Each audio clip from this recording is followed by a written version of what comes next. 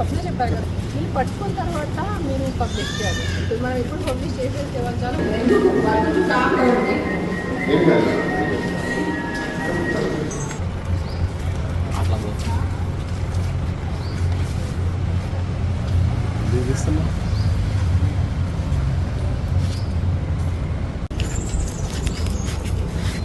మన మెయిన్ ఎవరు నేతాజీ రమ్య మన స్వప్న చెప్పారు కదా, వీళ్ళు పట్టుకున్న తర్వాత మీరు పబ్లిష్ చేయాలి. ఇప్పుడు మనం ఎప్పుడు పబ్లిష్ చేసేస్తే వాళ్ళు చాలా